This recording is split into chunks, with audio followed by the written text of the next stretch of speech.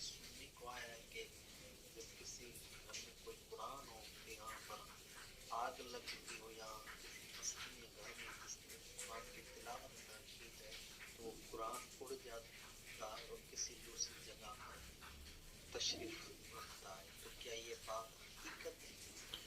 جی وعلیکم السلام رحمۃ اللہ وبرکاتہ۔ میں پہلے بھی کئی بار یہ بات عرض کر چکا ہوں کہ ہمارے دارالفتاء میں جب بھی آپ نے سوال ریکارڈ کروانا ہوتا ہے تو اپنی وائس اپنا آواز جو ہے اس کو بلند رکھا کریں، چونکہ کچھ سوالات اس طرح کے ہوتے ہیں کہ وہ ان کا جواب دینا ضروری سمجھتا ہوں، پھر میں جواب عرض کر دیتا ہوں۔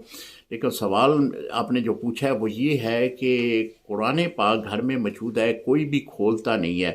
تو سنا یہ ہے کہ اگر قرآن پاک کو کوئی بھی پڑھتا نہ ہو، کوئی بھی کھولتا نہ ہو تو وہ اڑ جاتا ہے، کہیں اور جگہ پہ وہ تشریف لے جاتا ہے۔ کیا ایسے ہی ہے؟ جی محترم، قرآن پاک بذات ہی تو نہیں اڑے گا، وہ تو آپ کے گھر میں ہی موجود رہے گا، لیکن یہ ضرور ہے کہ آپ کے گھر کی روحانیت جو ہے وہ اڑ جائے گی، کیونکہ جس گھر میں قرآن پاک نہیں کھلتا، جس گھر میں قرآن پاک نہیں پڑھا جاتا، وہاں پہ روحانیت ختم ہو جاتی ہے۔ ہمارے گھروں میں مصائب کیوں بڑھ چکے ہیں؟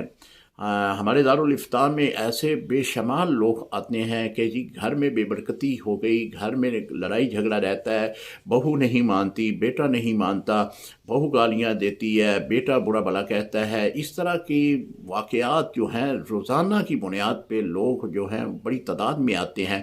جب پوچھا جاتا ہے کہ کیا قرآن کی تلاوت کرتے ہو تو وہ کہتے ہیں جی اتنا وقت ہی نہیں ملتا۔ جب قرآن جس گھر میں کھلنا نہیں ہے، قرآن کی قرات نہیں ہونی، تو پھر اس گھر میں یہی حالات ہوتے ہیں۔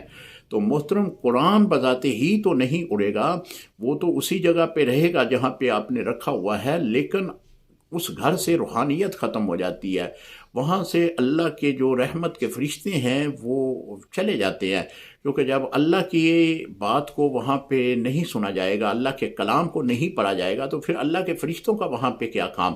پھر اللہ کے رحمت کے فرشتے چلے جاتے ہیں، جس گھر سے اللہ کے رحمت کے فرشتے چلے جائیں وہاں پہ نحوست ڈیرا ڈال لیتی ہے۔ السلام علیکم ورحمۃ اللہ وبرکاتہ۔